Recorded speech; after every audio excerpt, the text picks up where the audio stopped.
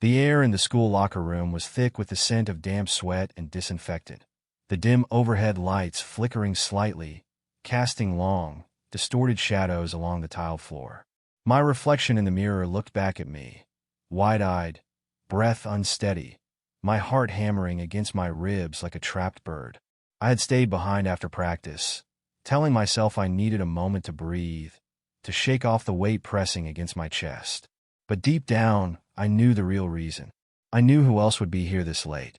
The sound of slow, deliberate footsteps echoed behind me. My stomach clenched.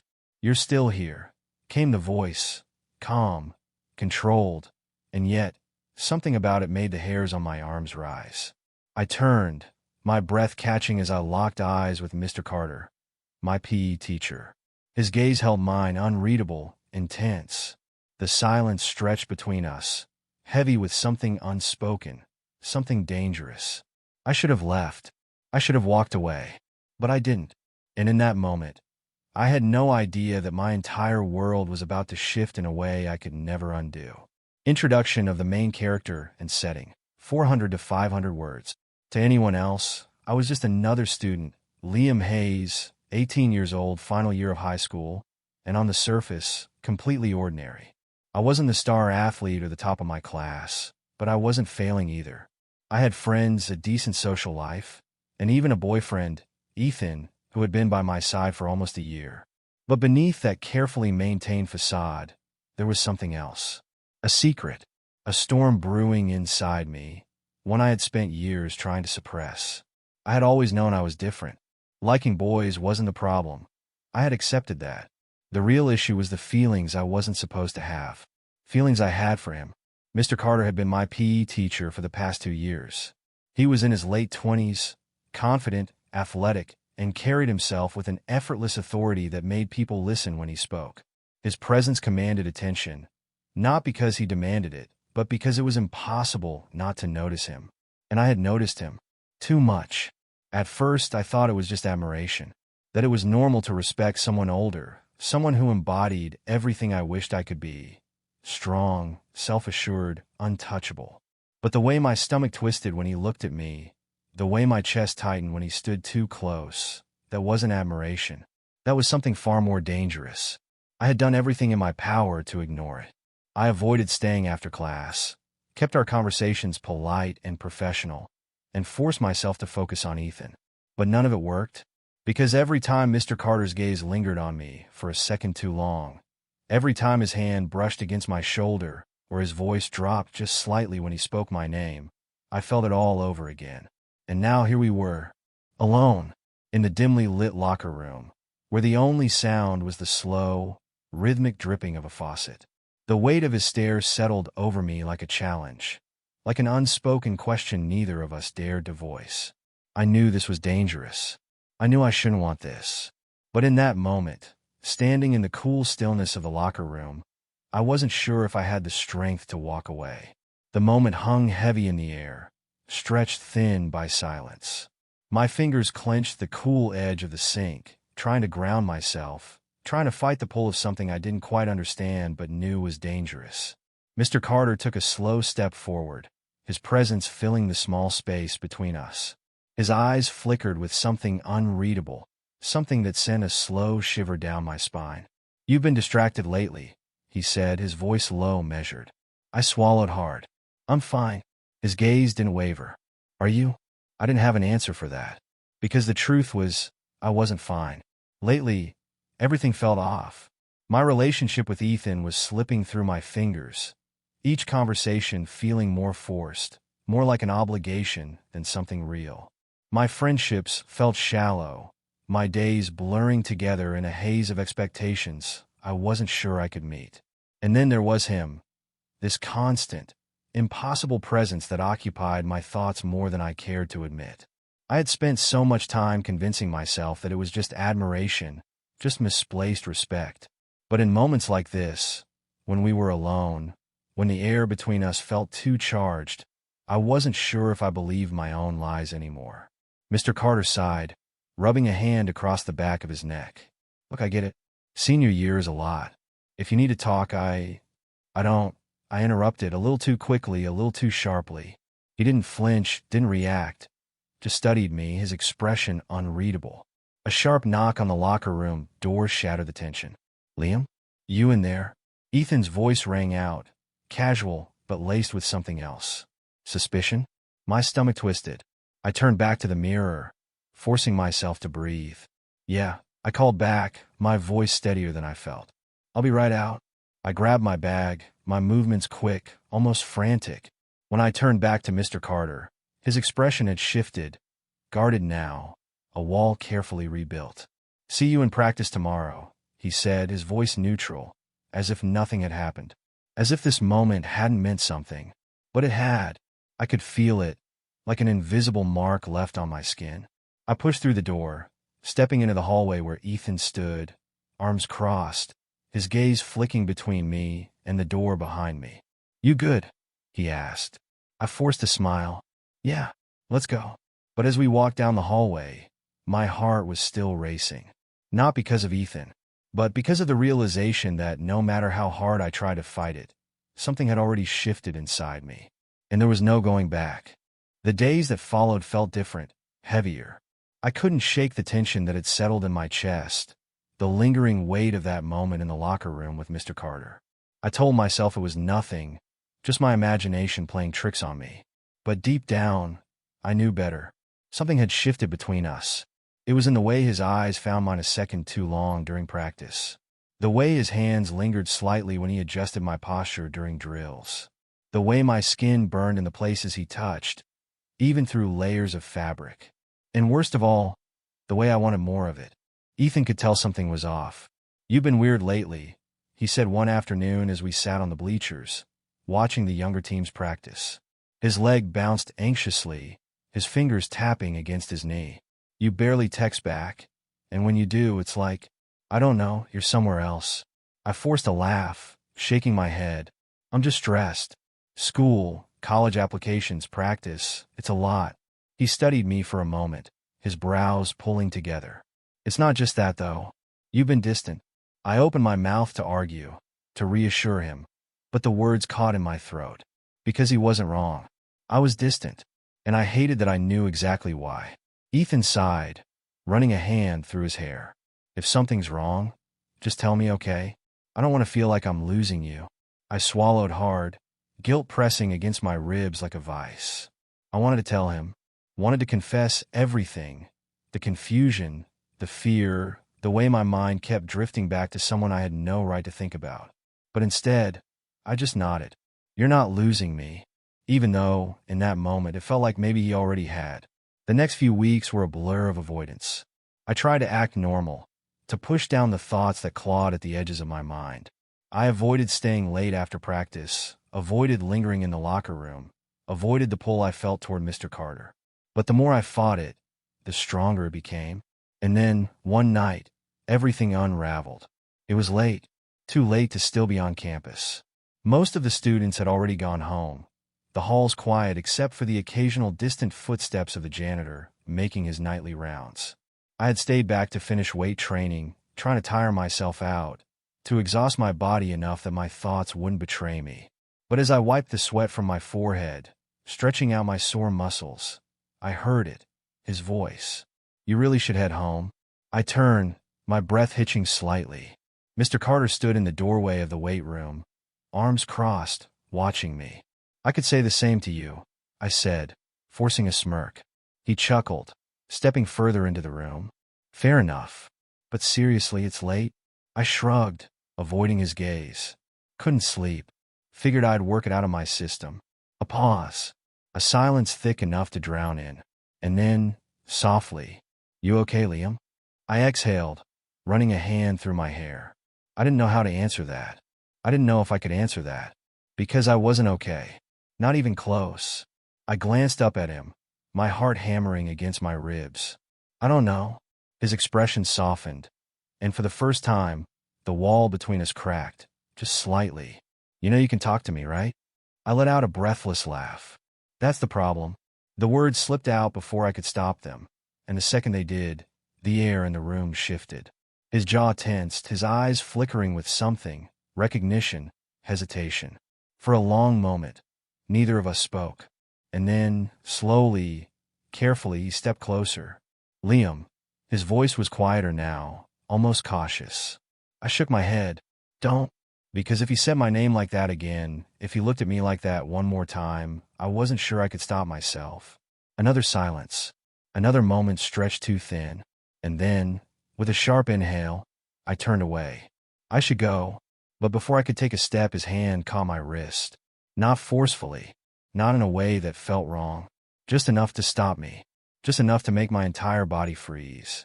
I swallowed, my pulse a wild drumbeat in my ears. I didn't move, and neither did he. The world around us stood still. And in that moment, I knew this wasn't just in my head. This was real.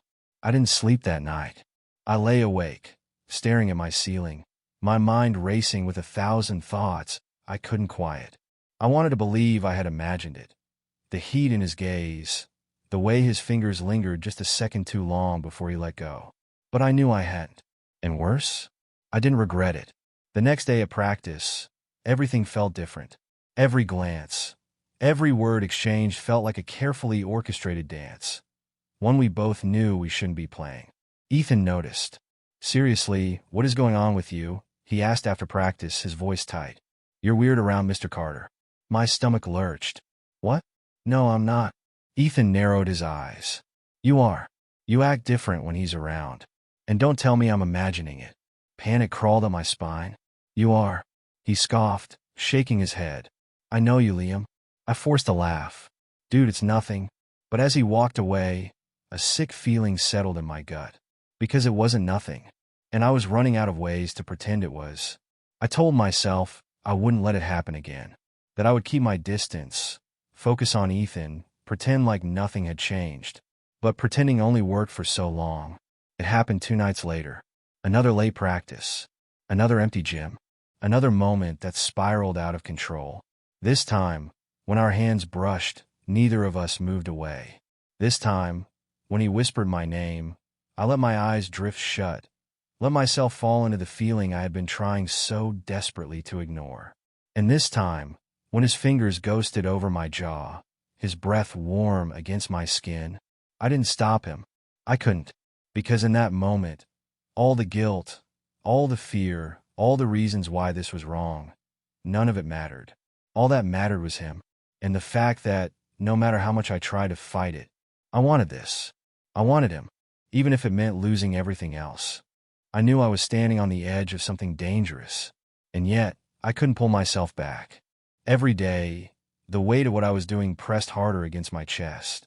I wasn't just betraying Ethan. I was betraying myself. The person I thought I was. The person I wanted to be. But every time I tried to walk away, something pulled me back. He pulled me back. Mr. Carter wasn't reckless. He wasn't pushy. If anything, he tried to keep his distance. But it didn't matter.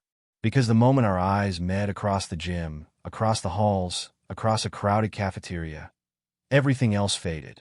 The secret we carried between us felt like a living, breathing thing. A presence that followed me through my days, whispering to me in the quiet moments. I was drowning in it. It happened on a stormy Friday night. The school was nearly empty, most students having left for the weekend. I had stayed late for an extra workout, trying to push the thoughts away, to exorcise the guilt weighing on my chest. But then he was there, leaning against the locker room door, arms crossed, watching me. You should go home, Liam, Mr. Carter said, his voice quieter than usual, more cautious. I turned toward him, heart racing. So should you. A pause. A long silence. And then, you don't get it, do you? He murmured, running a hand through his hair, looking torn between frustration and something else. I swallowed hard. Get what? His jaw clenched. That this can't happen. I wanted to laugh. Wanted to tell him it had already happened. Instead, I stepped closer. Then why does it feel like neither of us can stop? He exhaled sharply, shaking his head. Liam. But I didn't let him finish. Because I was tired. Tired of pretending. Tired of running. Tired of acting like this was something I could just turn off. And so, in that moment, I let myself fall. I closed the distance between us, my heart hammering as I reached up, fingers barely brushing against his shirt. A sharp inhale. His hands curled into fists at his sides. He didn't move away. Didn't pull me closer, either. For a moment, I thought he might cave, that he might finally let go. But then, no, he whispered. His voice cracked just slightly, and that was all it took for reality to slam back into me. I stumbled backward, shame and confusion clawing at my chest. I started, but I didn't know what to say. His eyes softened, but his expression was firm. You need to walk away, Liam. Tears burned at the edges of my vision. I don't know how. A pause. A silence so thick it felt suffocating. Then, gently, painfully, he whispered, "Then let me do it for you." And just like that, he turned and walked away. I stood there long after he left, the cold, empty locker room pressing in around me. My breath was uneven, my chest tight. The storm outside raged against the windows, but it was nothing compared to the one inside me. He had walked away. After everything, after all the moments, the stolen glances, the tension crackling between us, he had left me standing there, alone. And yet, wasn't that what I had needed all along? For weeks, I had been running towards something I knew I couldn't have, something I shouldn't want. I had told myself I was in control, that I could handle it. But the truth was, I had never been in control. I had let myself drift too far, crossed too many lines, risked too much.